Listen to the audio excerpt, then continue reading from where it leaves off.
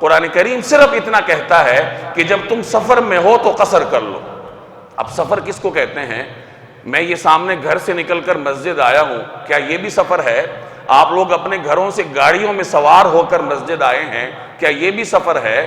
آپ لوگ یہاں سے نکل کر اپنے ہی شہر میں آدھا پونا گھنٹہ سفر کر کے جاتے ہیں، تو کیا یہ بھی سفر شرعی ہوگا یا نہیں؟ ان سوالات کے جوابات ہمیں رسول اللہ صلی اللہ علیہ وسلم کی احادیث میں ملیں گے، آپ کی سنت میں ملیں گے، اور جناب رسول اللہ صلی اللہ علیہ وسلم کے جو تربیت یافتہ صحابہ کرام تھے ان کا عمل قرآن کریم کے اجمالی حکم کی وضاحت کرے گا۔ چنانچہ حضرت عبداللہ بن مسعود رضی اللہ تعالی عنہ سے کسی نے پوچھا کہ آپ قصر کب کرتے ہیں؟ عبداللہ بن مسعود یہ وہ صحابی ہیں جو ایک طویل عرصے تک جناب رسول اللہ صلی اللہ علیہ وسلم کے ساتھ رہے۔ اب ان سے کسی نے دریافت کیا کہ آپ قصر کب کرتے ہیں؟ تو انہوں نے ارشاد فرمایا کہ جب میں سویداء تک جاتا ہوں۔ سویداء ایک علاقہ تھا مدینہ منورہ سے کچھ فاصلے پر۔ اب یہ انہوں نے تحدید کی۔ اب ظاہر ہے کہ صحابی تحدید اپنی طرف سے نہیں کرتا، پیغمبر کی تعلیمات کی روشنی میں کرتا ہے۔ اب انہوں نے تحدید کی کہ مدینہ سے لے کر سویداء تک جب ہم جاتے ہیں تو قصر کرتے ہیں۔ آگے پھر فقہاء نے اس کی مزید وضاحت کی ہے کہ مدینہ سے لے کر سویداء تک کا جو علاقہ تھا اس کی مسافت 3 دن کی تھی۔ ایک اور روایت میں آتا ہے کہ نبی کریم صلی اللہ علیہ وسلم نے اہل مکہ سے مخاطب ہو کے ارشاد فرمایا کہ تم قصر اس وقت کیا کرو اے اہل مکہ جب تمہیں عصفان تک جانا ہو۔ اب یہ عصفان ایک علاقہ تھا مکہ سے کچھ فاصلے پر۔ اب اس قسم کی اور بھی روایات ہیں، تو ان روایات کو بنیاد بنا کر فقہاء نے ان میں غور و خوض کیا کہ یہ جو مختلف تحدیدات ہیں احادیث میں کہ اس علاقے سے لے کر اس علاقے تک قصر کر سکتے ہو اور اس سے کم میں نہیں، تو اس کے درمیان مدت کتنی ہے؟ تو اس وقت کے اعتبار سے 3 دن کی مدت کی تعیین کی، بعد میں 48 میل کی، اور آج کل کلومیٹر کے اعتبار سے 78 میل کی۔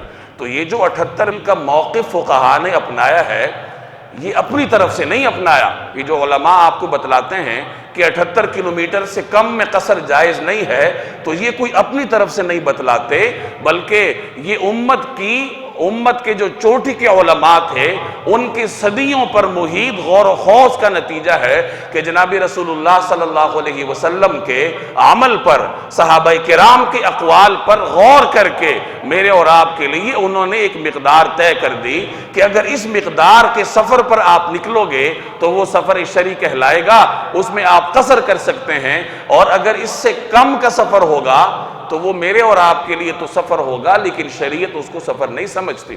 نبی کریم صلی اللہ علیہ وسلم کا ایک واضح ارشاد ہے کہ عورت اگر 3 دن کے سفر پر نکلے تو محرم کے ساتھ نکلے گی۔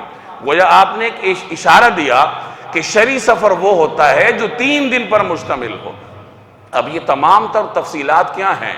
یہ قرآن کریم کے اس حکم کی تفصیلات ہیں کہ قرآن کریم کہتا ہے وَإِذَا ضَرَبْتُمْ فِي الْأَرْضِ فَلَيْسَ عَلَيْكُمْ جُنَاحٌ أَن تَقْصُرُوا مِنَ الصَّلَاةِ، اگر تم نے سفر پر نکلنا ہو تو پھر تم قصر کر سکتے ہو۔ اب اس اجمالی حکم کی تفصیل صحابہ کرام کے اقوال اور نبی کریم صلی اللہ علیہ وسلم کے عمل کی روشنی میں فقہاء نے ہمارے لیے ایک تعیین کر دی۔ اب آپ یہ سمجھیے کہ جو شخص اس تحدید کی روشنی میں اس پہ عمل کرنا چاہتا ہے کہ وہ سفر شرعی پہ نکلے تو روزہ چھوڑ دے، سفر شرعی پہ نکلے نماز میں قصر کرے، تو یہ وہ دین میں آسانی پر عمل پیرا ہے جو کہ مطلوب ہے۔ اور اگر کوئی شخص یہ کہے کہ میں جب بھی افراتفری میں ہوں، یا میں جب بھی گھر سے نکلوں، یا میں جب بھی ذرا اپنے شہر میں کچھ دور تک جاؤں، یا میں جب بھی کسی ایمرجنسی کی کیفیت میں ہوں تو میں قصر کروں گا، تو یہ چونکہ آسانی کی ان حدود سے بالا ایک جملہ ہے، نبی کریم صلی اللہ علیہ وسلم کے صحابہ کرام کے اقوال کے بالکل مخالف ہے، لہٰذا ہم اس کو آسانی نہیں کہیں گے، اس کو دین میں آسانی نہیں کہا جائے گا، بلکہ یہ اتباع ہوا کہلائے گا۔